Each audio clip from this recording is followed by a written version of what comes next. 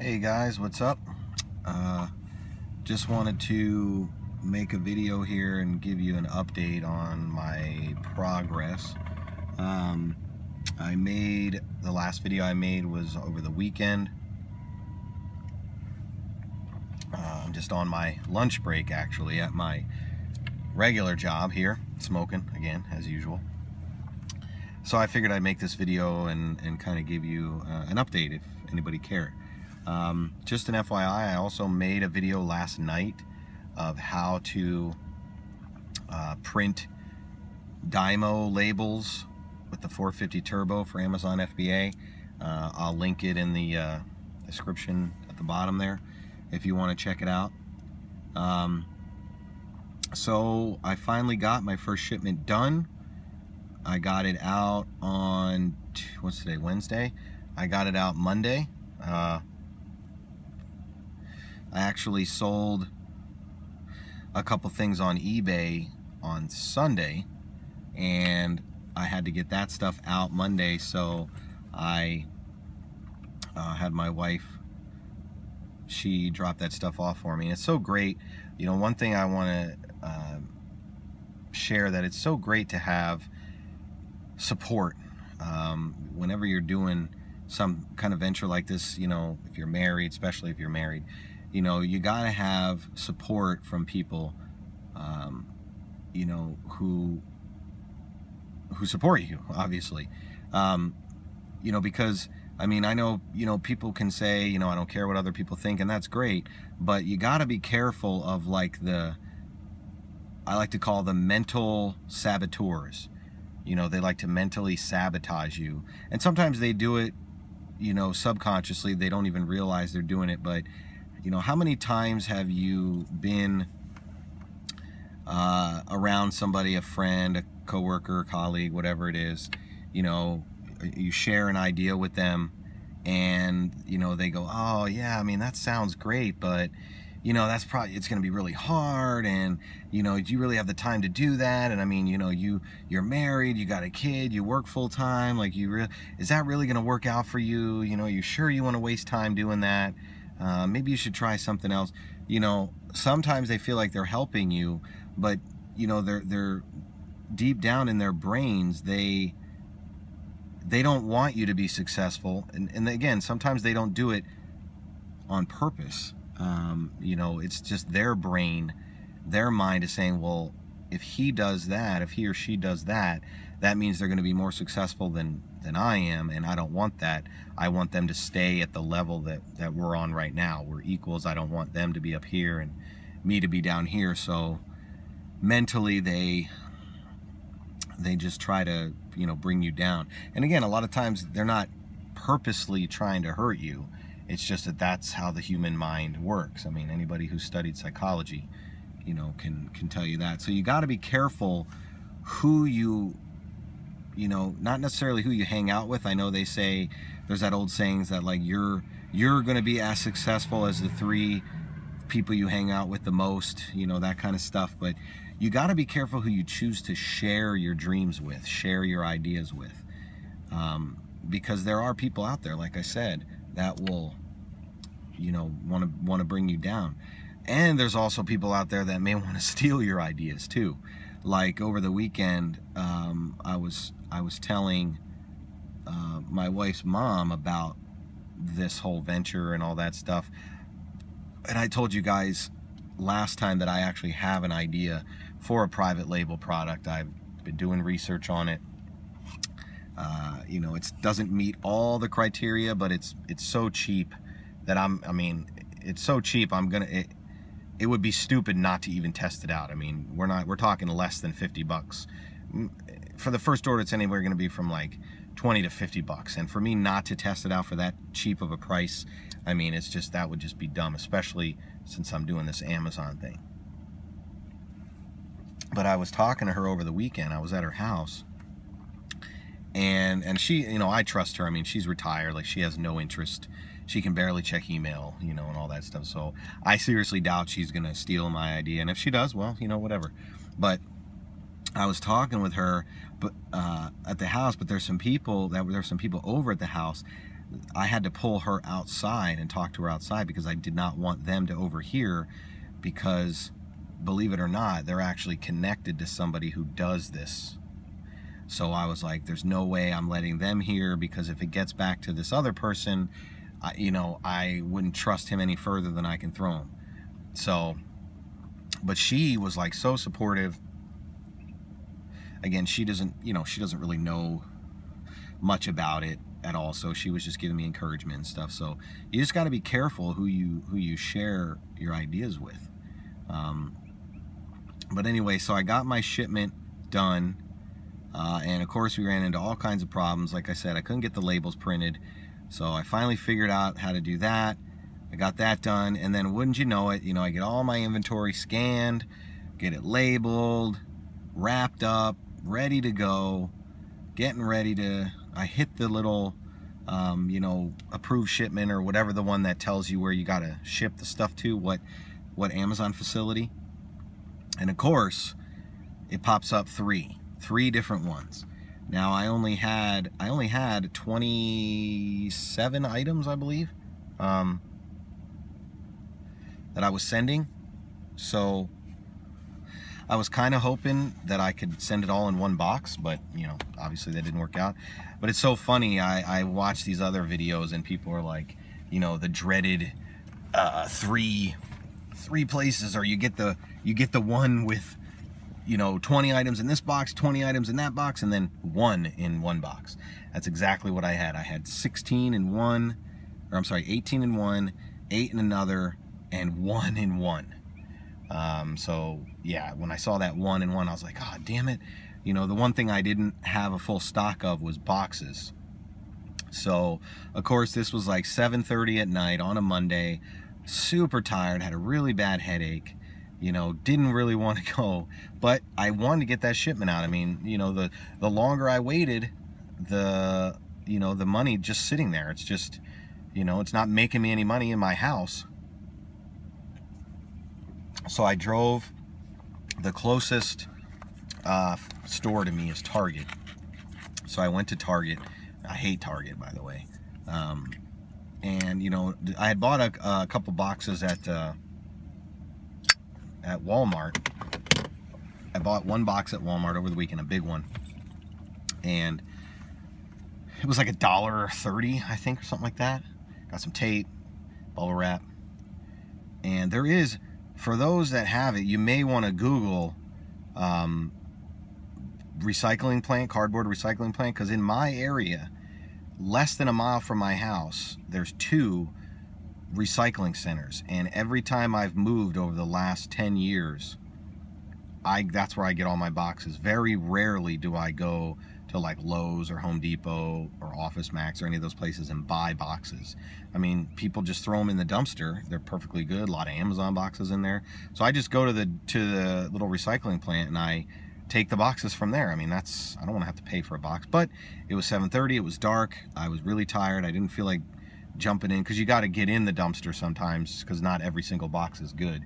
So I didn't feel like doing that. I didn't have a flashlight. It was dark, tired. Went to Target, and the box I got at Walmart for like $1.30, I think was like a 24, you know, it was the biggest one they had. In Target, this friggin' box that I bought was a little one, enough to fit like a DVD player in it. That son of a bee was $3.50 for one box. And I was so mad. I also needed paper, some filler. I don't get the newspaper delivered to my house, so I don't have any of that. So I asked the lady at Target, I'm like, hey, do you guys sell newspapers? No, we don't sell that. So I had to buy a roll of paper, which cost more than the damn box. I spent $10 at Target on a box and paper. Just useless, basically useless stuff. I spent 10 bucks on that. So needless to say, I'll either be going to Walmart, because again, for convenience, not having to climb into the recycle box, I'll pay $1, or you know, if I can get 5 boxes for $5, that's fine. If I'm at Walmart anyway. If not, I'll, you know, go to the dump or whatever. But so I get back, I pack everything up. You know, I also don't have, which I actually need to buy, I don't have a shipping scale. So I used my bathroom scale. Apparently it doesn't weigh the same, it doesn't calculate the same, because like, you know, I put a box on there, it said 15 pounds. I'm like, okay, that seems right. You know, the other one wouldn't read, so I like kind of made it up. I said it was like 7 pounds. It only had one thing in it. And then the other one was like 11 pounds or something.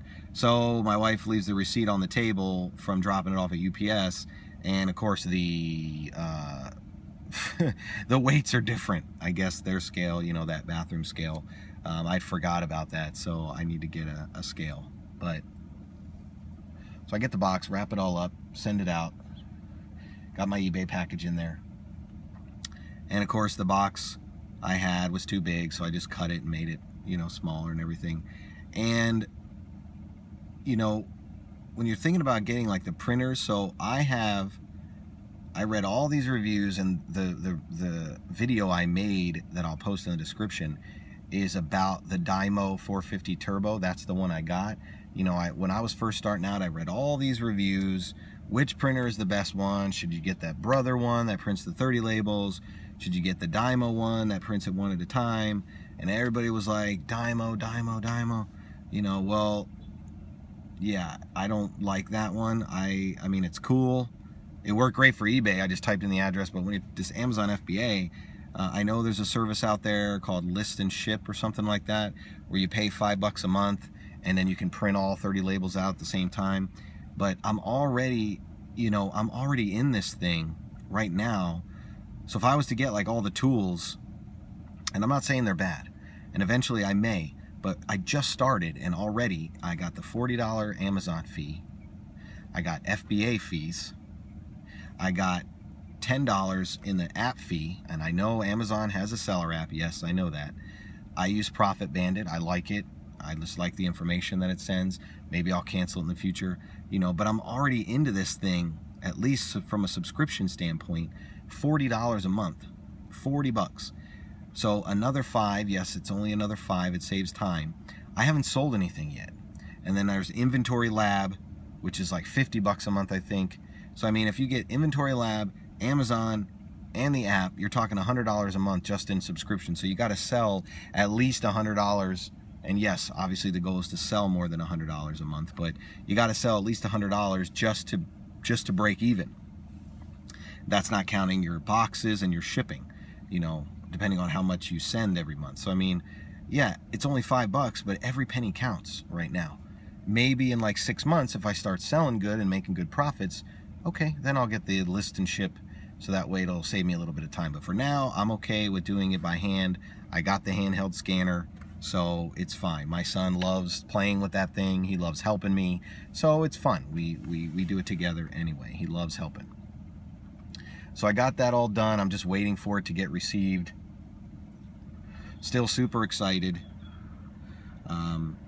You know, every day I come to this job, my corporate job, it just makes me want to succeed at this even more. Even more. I mean, every day I'm here with all the new, you know, you're at a job, you get emails about this rule's changing, and we got to be compliant about this, and you can't say this, and you got to be careful about this. Every day it just makes me more and more excited to do this. And there was I was reading in a Facebook group yesterday, I'm not going to mention the name of it, but there was a Facebook group, and this guy comes on and he's like, you know, oh, all you new people coming in, you have no clue, you know, eBay is going down because of people coming in and people selling from China, and Amazon's going to suffer the same fate, and all the new people killed it, and everybody sucks, and you guys are ruining it.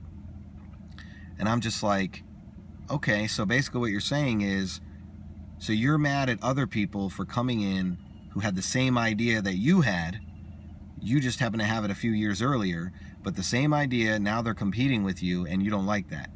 So you like freedom, you like capitalism, and you like free markets when it benefits you. But all of a sudden, when someone else tries to take advantage of that too, now all of a sudden you don't like it.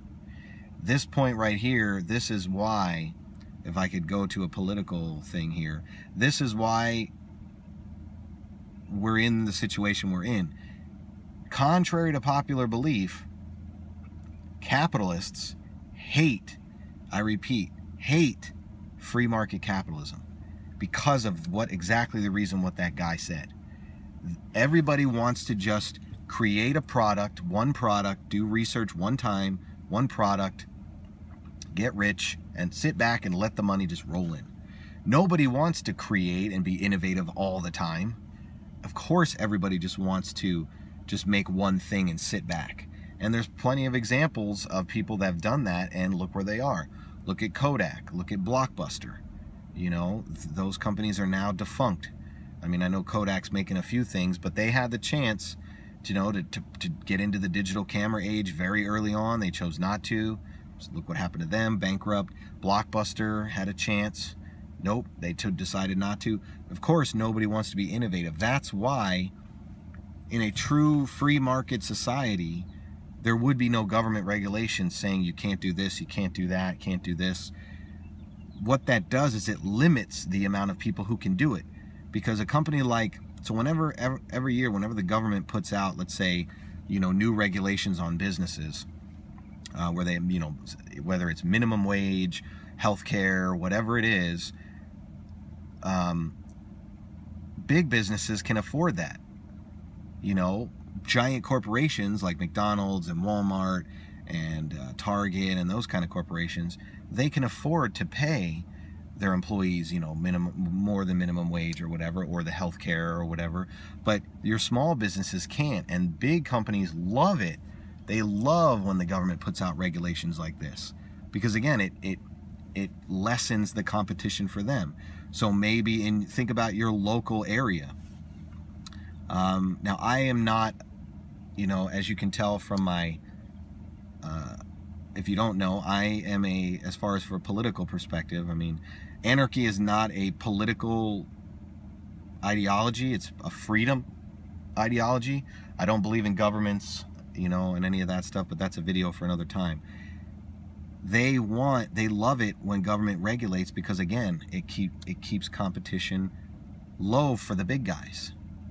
You know, I mean, think about in your local area, how many businesses have you seen close up, little mom and pop shops? And it's not because Walmart, this is another misnomer, they're like, oh, Walmart came in and killed all the jobs. Well, no, Walmart didn't do anything.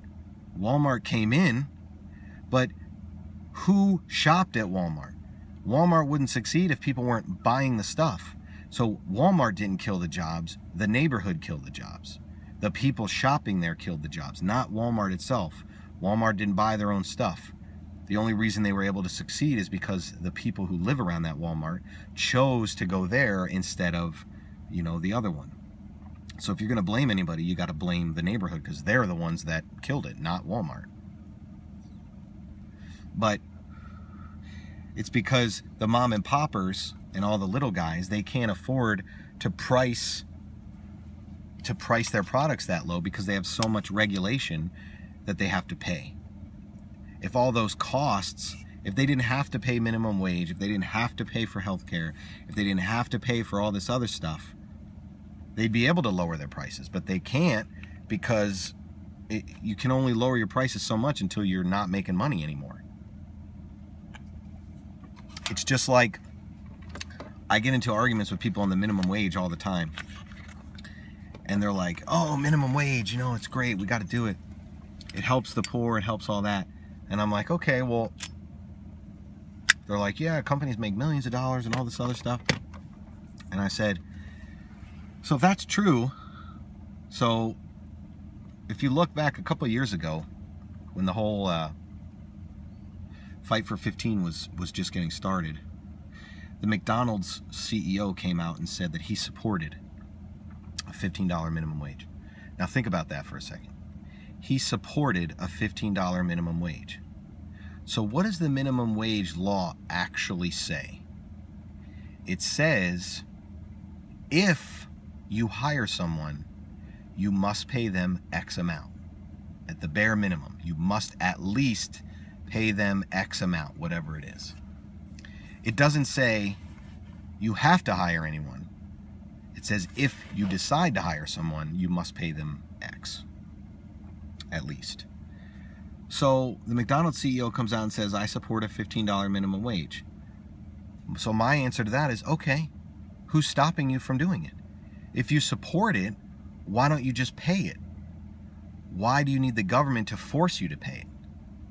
It's because if the government forces everyone to pay that minimum wage, then your little, Johnny Burger stand that's down the street, they ain't going to be able to afford to pay $15 minimum wage. So they're going to have to shut down. McDonald's can, absolutely, they can afford to pay that $15 minimum wage, and they would do it.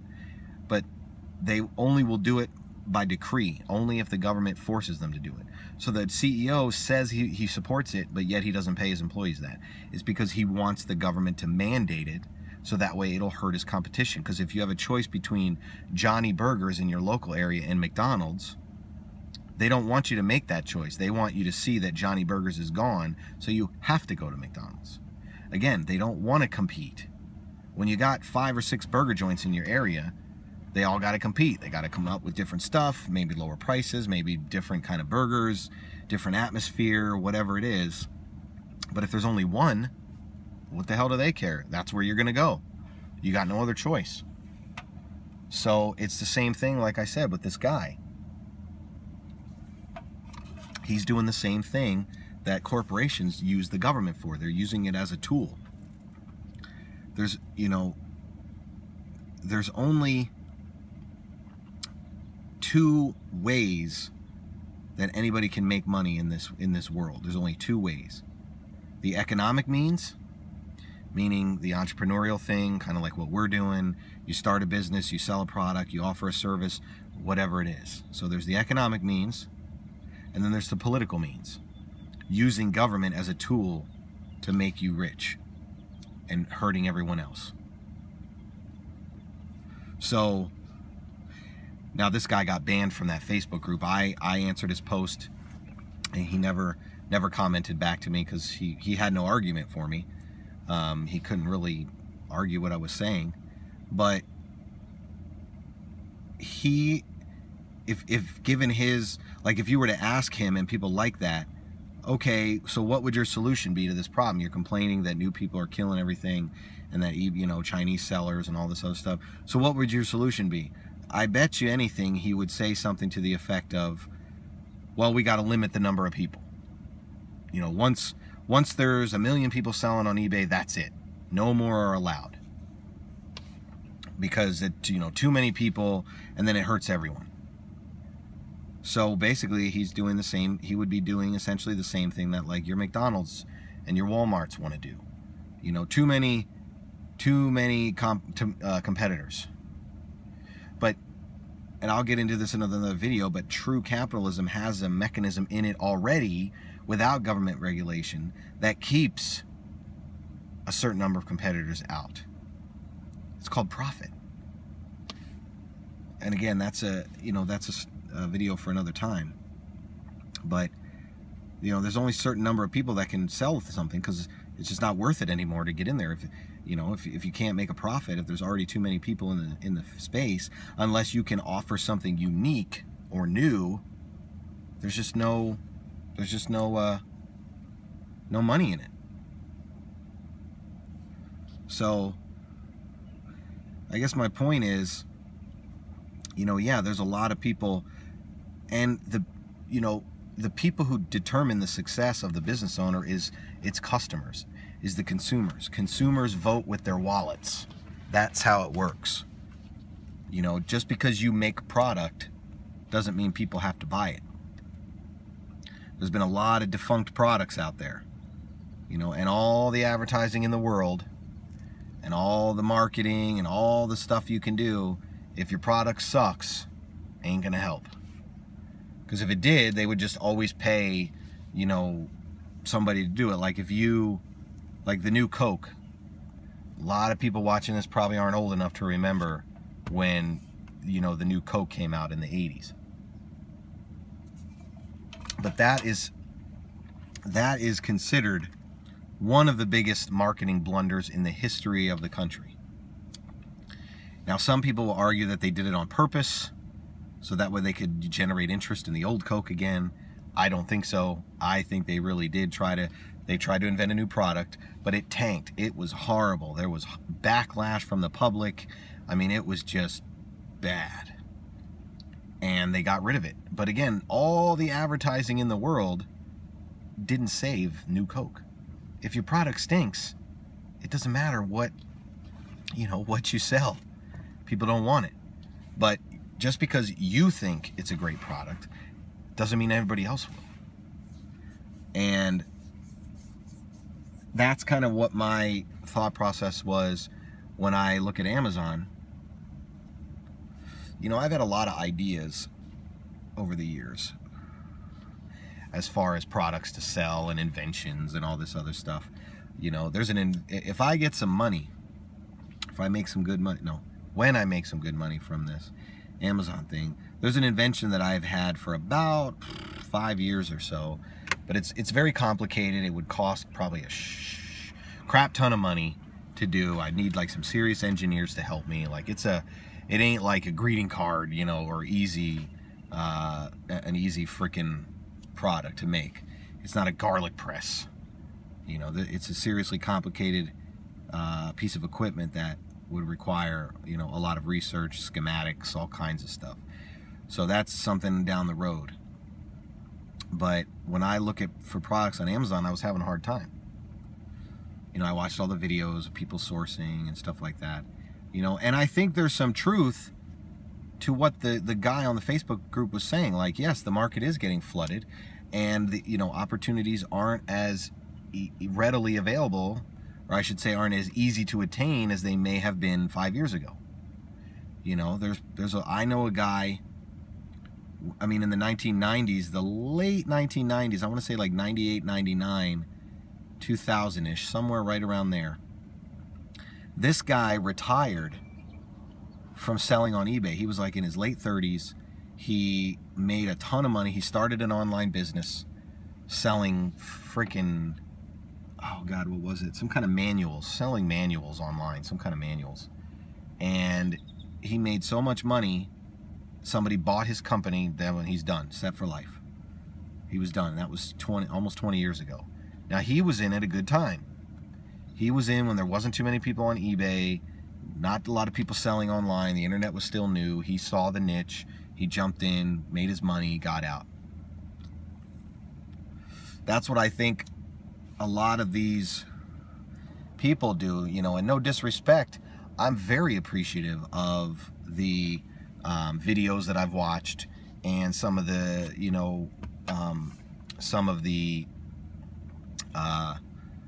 advice I've gotten from some of these gurus, and teach you. But if you really sit back and think about it, the question is always, if this works so well, why are you giving it away for free? In some cases, you got to pay for courses and stuff, which I never pay for. I refuse to, because I believe it. Probably 99% of the stuff you need to know to be successful at this is readily available on internet. You just got to learn how to search. You just got to know how to search it. But you ask, you're like, okay, if this stuff works so well, why are you giving it away, or why are you selling it, or why are you teaching people how to do it? Like, obviously, Coke. Getting back to Coke, Coke is the #1 soda in the world. They're not giving away their recipe, right? So you ask yourself, why are these guys selling all this stuff? Why are they talking about it? Why are they like giving it away? Well, it could be for the reason that guy said, is because they see the writing on the wall. So they've kind of moved away from selling on Amazon to teaching people how to sell, because they either don't want to do the work anymore, like they don't want to have to source from China and do all this other stuff, find a product. It's just easier to sit back and do a podcast, or sell a course with an ebook or something, than it is to produce and sell stuff on Amazon. There's nothing wrong with it. They're free to do whatever they want. But that could be a reason. I believe that they're just trying to, cash in on what's left. You flood the market, demand goes down. Kind of common sense stuff. Think about the housing market. All business works the same. It's all supply and demand. Think about the housing market back in 08. Why did all the houses lose so much value? Suddenly, like overnight, houses were losing 50, 60, 70% of their value. And it happened to me. I had 2 houses. They both dropped in value. But why did that happen? Well, it's because so many houses came on the market for sale at one time. It was a race to the bottom, just like people complain about on Amazon. You know, oh, you keep lowering your price to sell. Eventually, nobody wins because everybody loses money on the deal if you price it too low. So it's the same thing with any business. Supply and demand. You know, now there's artificial demand, which is what's happening in the housing market now. But that's, again, a video for another time. But that's why things happen here. It's just like if you own one listing on Amazon, you can charge whatever the hell you want for it. If you own the product, you can charge $100 for it. If you're the only guy selling it. If 20 other people get on there and you all start lowering your prices, you get into that price war.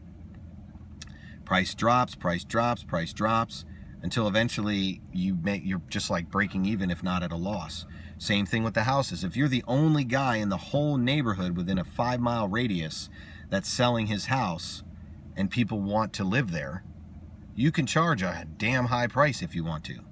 But if there's 50 other people selling in that same 5-mile radius, if your house is only worth, say, $200,000, you can't really charge $1 million. I mean, you can, but you shouldn't be surprised if no one buys it. It's all about supply and demand. So I believe, you know, that some of his statements are true as far as, I don't think he was talking about it collapsing. I don't necessarily see that, but I do see it being a little bit harder.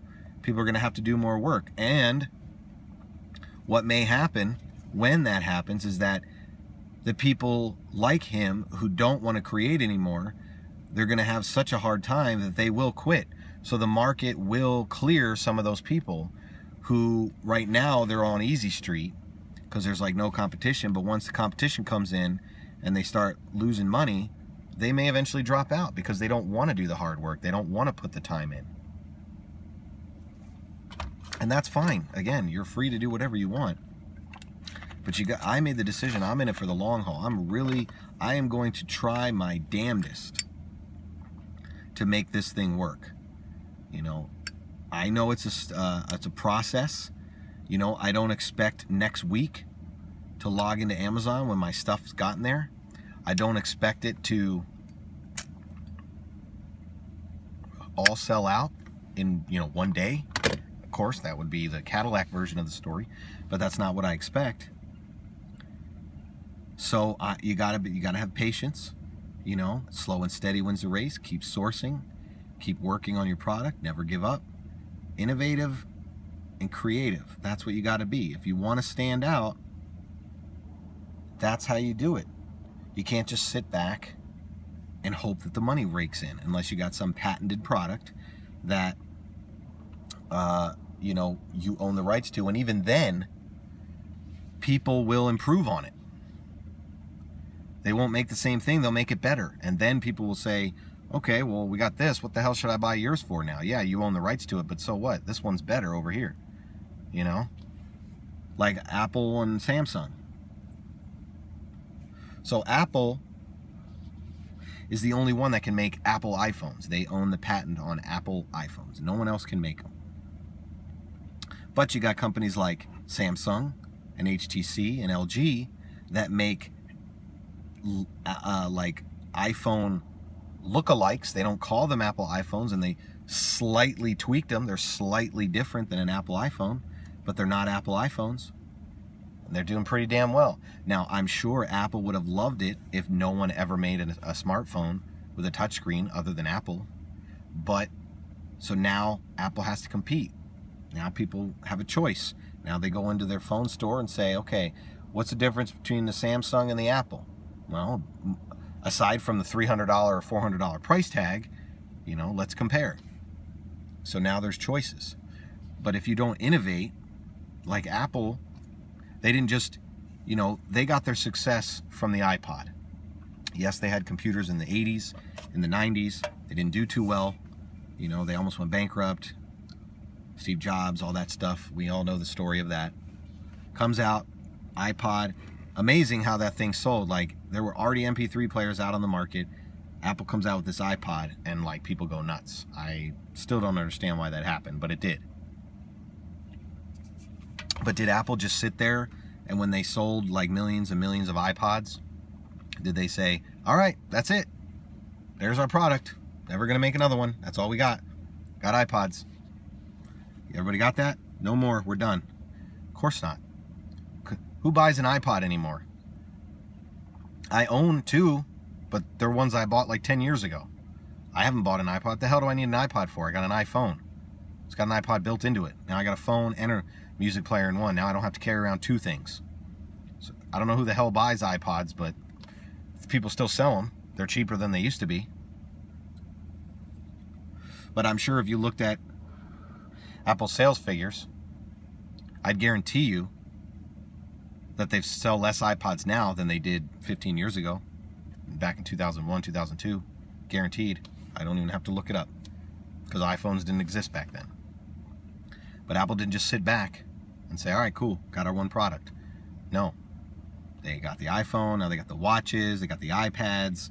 You know, they're a very innovative company. They're usually first when it comes to tech, stuff like that. They're usually the first ones to market this stuff.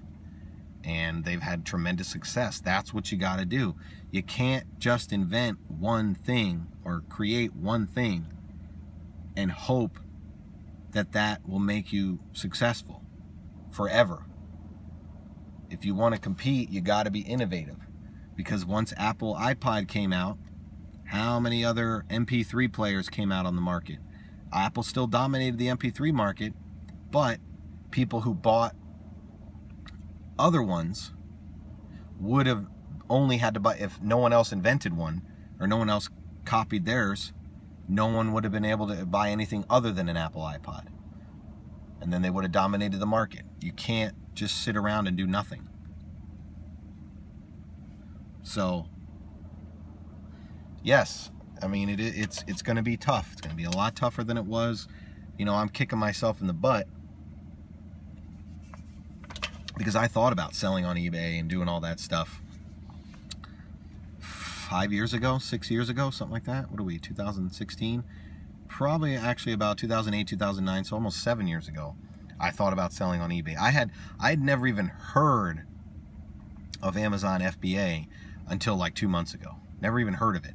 I knew that, you know, there was Amazon Prime, and I knew that Fulfilled by Amazon existed. Like, I saw it when I was buying stuff, but I never knew where it came from or, you know, who originated it or anything. Never had no clue. Stumbled across some info. I'm like, wow, that's a great idea. So if I would have pursued that 6-7 years ago, I probably would be not sitting in this truck right now making a video on a lunch break at a corporate gig. I'd probably be, you know, on vacation or something. Who the hell knows? We can't change the past, guys. Obviously, we know that. All you can change is the future, and it's the action that you take that's going to determine that.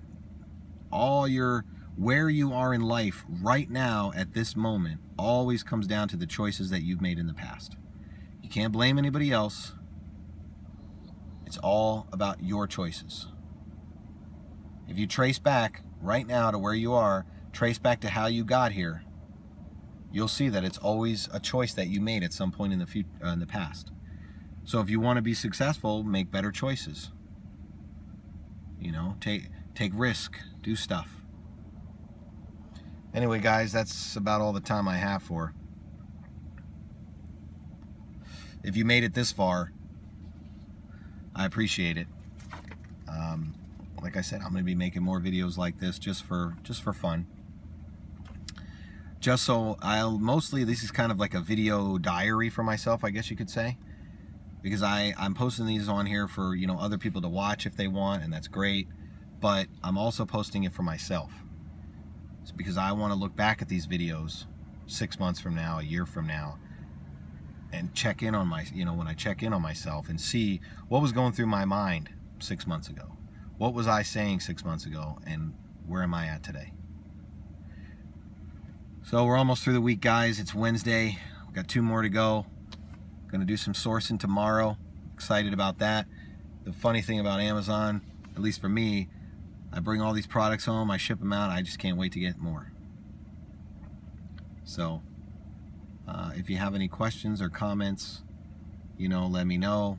Drop them in the comments section below, and you know, like this video, subscribe if you want to. Take care, guys. Enjoy the rest of your day.